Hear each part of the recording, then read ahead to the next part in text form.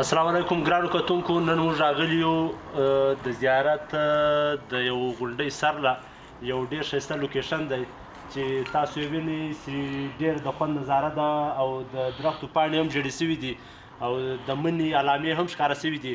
نو ظاهره خبره ده چې د انسانانو په څېرو کې به هم فرق راځي او نن موږ یو وړکۍ غونډه جوړه کړې ده، وړکۍ مشاعره سره له یارانو، زه له ما سره کیمرامین خیر محمد وفا او موږ راځو چې دلته مو عین الدین ننګیال صاحب، نظیر وطنپال صاحب، نصیب الله لالا او زموږ ګران ملګری ساندین او زما کشنی زویه محمد عاویس. نو راځئ چې له هغو سره یوه وړکۍ مرکه وکړو، له هغو څخه خپل شعرونه واورو، د له مازدیګره څخه خوند واخلو. السلام علیکم ګرانو کتونکو، نن یو کوچنۍ مرکه م جوړه کړې ده. عین الدین ننګیال صاحب، نظیر وطنپال صاحب، اسام الدین صاحب او محمد عاویس او زموږ ګران ملګری نصیب الله لالا. اوس موږ له عین الدین ننګیال څخه دا خواست کوو چې دی موږ ته یوه ښایسته خوندوره غزل واوري چې په مازدیګري کې خوند پیدا کړي. السلام علیکم ننګیال صاحب، ښه یې په خیر یې؟ وعلیکم السلام. نو سامان یاره، تا ته او ستا د ټول ټیم او ستا د پاڼې او کتونکو د سلامونه، نیک هیلې او احترامات.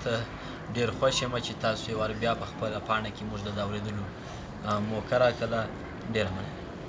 نو زه هیله لرم چې نن ته اورېدونکو ته و ګرانو کتونکو ته یو داسې غزل وړاندې کړي چې خوند ځینې واخلي او په مازدیګري کې یو بل رنګه، لکه څرنګه چې ساقي په میخانه کې خوند اخلي، دا طرف په مازدیګر کې او موږ خوند واخلو.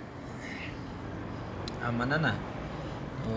غزل دا هیله لرم چې تا او ستا کتونکي او خاطرې په درنې نه شي، له کوم چې ستاسو د خوښې وړ وګرځي. نو وطنپال صاحب او ستاسو د ټولو په اجازه وایي: یو سړی مې په زړګي کې لوی ارمان و، یو سړی مې په زړګي کې لوی ارمان و، یو سړی بې اندازې را باندې ګران و، یو سړی مې په بدن کې لکه وینه، یو سړی مې په بدن کې لکه وینه، یو سړی مې په بدن کې لکه وینه، یو سړی مې په رګونو کې ودان و. ولګې کړګې. یو سړي خاص د دشمن په رنګ کتلم، یو سړي خاص د دشمن په رنګ کتلم، یو سړي خاص د دشمن په رنګ کتلم، یو سړی مې په څه وخت کې بیا جانان و. یو سړي ته مې بیخي ډېر منت وکړ، یو سړي ته مې بیخي ډېر منت وکړ، یو سړي ته مې بیخي ډېر منت وکړل، یو سړی چې تله اخ څومره تیز باران و. او یو سړي باندې بیخي ډېر وېرېدلم، یو سړي باندې بیخي ډېر وېرېدلم، یو سړي باندې بیخي ډېر وېرېدلم، یو سړی نو د سړو تر مخ روان و.